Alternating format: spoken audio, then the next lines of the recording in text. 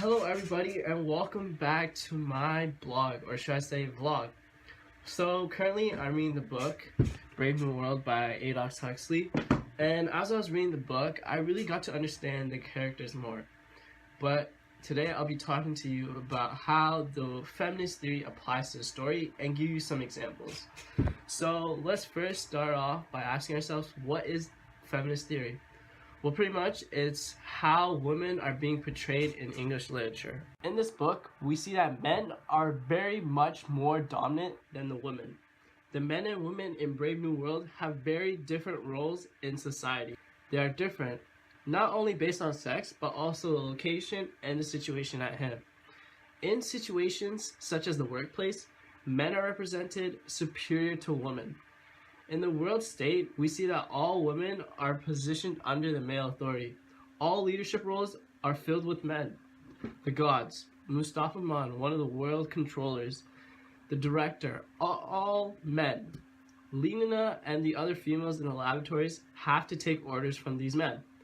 Women are being told what to do with no politeness. A prime example is when the nurses stiffened to attention as the DHC came in. Here's a quote from the book. "Set out the books," he said curtly. In silence, the nurses obeyed his command. "Now bring in the children." They hurried out of the room and returned in a minute or two, each pushing a kind of tall dumb-waiter ladder. Put them down on the floor. The infants were unloaded. Now turn them so they can see the flowers and the books. This quote explains the communication that the men have with the woman.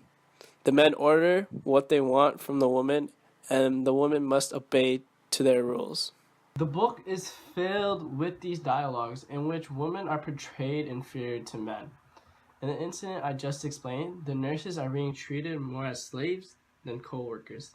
Like even when Henry asked Lilina on a date, all he had to do was make an order. He says, 10 to 5 on the roof this afternoon, as usual. Later, in discussing his date, he enthusiastically recommends her to the assistant of predestinator, Lena Crow. "Oh, she's a splendid girl. Wonderfully pneumatic. I'm surprised you haven't had her."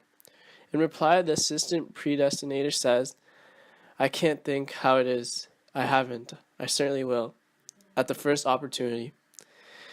It's like they treat women like toys and they can toss them around for fun. Like, dude, that's not cool. Bernard's outrage to these comments reflects Huxley's critique of the symbolic treatment of women. Bernard says, Talking about her as though she were a bit of meat. Have her here, have her there, like mutton. Degrading her is so much mutton. I think having a character like Bernard, who treats women with respect, really helps the reader understand that in the time that Huxley wrote this book, which was the 1930s, men were very disrespectful to women, and if you were like Bernard, who treated women with class, you were so-called an outsider, just because the way you act towards women was different from the way other men treated them. So having Bernard in the story really helps put a spin in a feminist way. In this book, the role of women seems to revolve around one thing: sex. Women are not viewed as motherly figures or even creators of life because they have technology to do those jobs. So they're seen as sex objects. On the other hand, the role of men is to be in charge. The only time women seems to be equal to men is in sexual relations, because each sex is able to interact freely between one another, and each is supposed to find as many sexual partners as possible. Maybe Huxley created these two different roles in order to satirize the early 20th century society, a time where flappers emerged And where women were viewed as an item and not a person. By viewing this book in a feminist literary view, you're able to see the dominant relationship between men and women. I think it really reflects on how the days were when Huxley wrote this book. Women in the novel are portrayed in contrast to men, in which status, strength, intelligence, intimacy are constant reminders of the ways women have been regarded for so long in our society. And I hope you learned something out of this, and thanks for tuning in.